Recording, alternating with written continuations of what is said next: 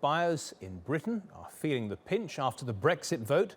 Prices in the country are rising faster as the pound loses value against other currencies. The UK's Consumer Price Index jumped to 1% in September from 0.6% the previous month. Well, that's the biggest jump in inflation the country's seen in more than 2 years. The biggest price hikes are in fuel and clothing. Hotel rates are also rising because foreigners are finding it easier, cheaper to visit the country because of the weak currency.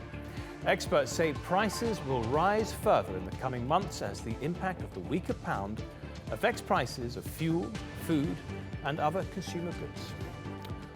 Well, let's get into this more closely now with Vicky Pryce. She's an economist based in London. Vicky, thank you very much for joining us again on Money Talks. You campaigned, or at least you argued, against leaving the European Union. Is this a case for you of I told you so? I think a number of people did expect the pound to fall very substantially, and we're now seeing the result of that, which is that up to a point we've seen that already reflected in consumer prices. But what is even more worrying is that we're seeing it reflected also in producer prices. So what's happening is that input costs are going up very significantly. We're talking about 1% inflation on the consumer side, but if you look at input costs, they're going up by 7.5% year on year. And that is a very substantial increase. After a little while, we're going to start seeing that reflected in output prices, which means really that at the end of the day, we're going to see price increases across the whole economy, considerably greater than what we're seeing at present. Right, and let's just look at the demographics. Inflation of these sort of basic goods and so on, is that necessarily going to hurt the poorer people in the society? Well, absolutely. Of course, they are the ones that spend most of their income on more basic commodities.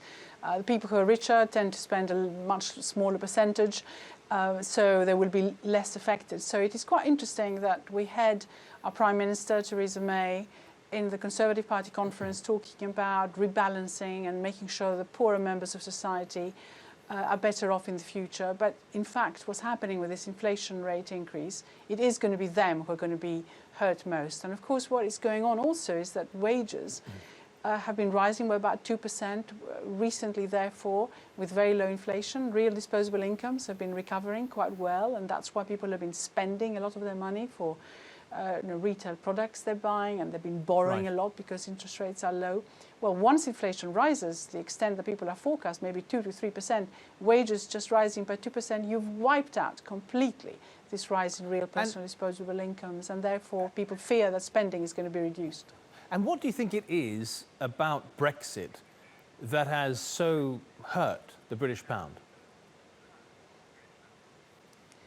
Well, the most important thing, of course, is that interest rates are low. Interest rates are likely to stay low for considerably longer than people had anticipated. But of course, also forecasts for growth for next year in particular, but also for earlier, have been revised downwards, which really means that the expectation of anyone who's looking at the pound is that we're going to have a lot more difficult times ahead, that the economy is not going to grow anything like as fast as it did before, that there's going to be a serious problem with our deficit because basically the government isn't going to be collecting anything like as much tax revenue as before, and therefore we're talking about an economy in trouble. And investors don't like that, and given also that, they don't. And the thing is, though, the British government, led by Theresa May, are saying, you know, we're going to make Brexit a success. What have they got planned that's going to turn this around, and are you convinced by it?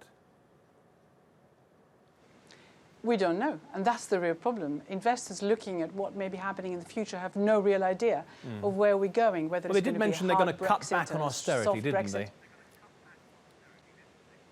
Well, there's no doubt about that in my mind. In order to make up for what's happening elsewhere in the economy, there will be a sort of reflationary budget or an autumn statement in November, which will put a bit more money in the economy in terms of infrastructure spending and housing. They may be tempted to do something on tax rates and try and reduce those so that people spend more and get compensated by this rise in inflation. But in reality, there's a limit to what can be done. So I think austerity is not going away at all, certainly not as far as current spending is concerned. So there are worries about welfare, the National Health Service, everything you can possibly think of. So I'm afraid we're not over austerity yet by any stretch of the imagination. Vicky Pryce in London, thank you very much for your analysis. Appreciate it.